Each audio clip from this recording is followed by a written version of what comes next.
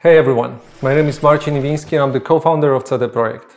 When I started CD Projekt 25 years ago, one of its founding principles was honest and direct communication with gamers. When CD Projekt Red, the game development part of CD Projekt, was born, it added something important to that principle, the ambition to make the best games in the world. It became our mission and something that guided us up until now. Based on that legacy of genuine and honest communication, you've trusted us and pre-ordered our game. And despite good reviews on PC, the console version of Cyberpunk 2077 did not meet the quality standard we wanted it to meet. I and the entire leadership team are deeply sorry for this, and this video is me publicly owning up to that. Please don't fault any of our teams for what happened. They all are incredibly talented and hardworking. Myself and the board are the final decision makers, and it was our call to release the game. Although, believe me, we never ever intended for anything like this to happen. I assure you that we'll do our best to regain your trust. Now I'd like to tell you how the situation looked like from the inside. Cyberpunk 2077 is huge in scope. And I'm not only talking about quests or things you see at first glance.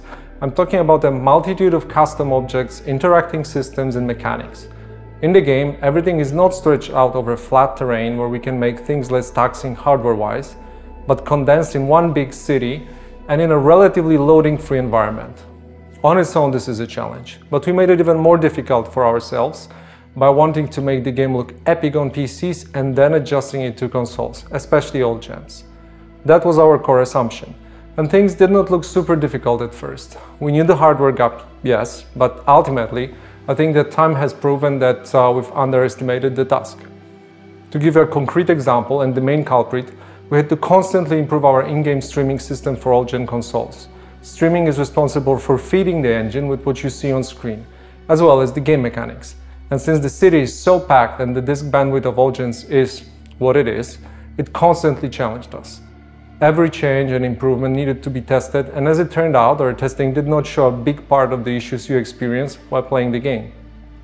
As we got closer to the final release, we saw significant improvements each and every day, and we really believed we would deliver in the final Day Zero update. Now let's talk about the review process. We started sending our PC review keys in the first days of December. On launch day, December 10th, we hit the ground running with a really good start on PC. While not perfect, it's a version of Cyberpunk we are very proud of. At the same time, we're fighting for quality on all gen consoles till the very last moment. And every extra day of us working on the Day Zero update brought visible improvement. This is why we started sending console review keys on the 8th of December, which was later than we originally planned.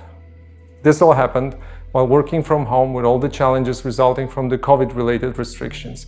A lot of the dynamics we normally take for granted got lost over video calls or email, and we took that hit too. Now I'd like to tell you about our plans for the future and present a path for Cyberpunk 2077 on consoles and PC. We have already released 3 hotfixes improving the game, but that's just the beginning. Our ultimate goal is to fix the bugs and crashes gamers are experiencing across platforms. Please expect bigger and smaller patches on a regular basis. The first update will be dropping within 10 days, and it will be followed by another, more significant one in the following weeks. We will, of course, continue to work on the game in future updates and improvements beyond that. Our big plans for supporting Cyberpunk in the long term did not change.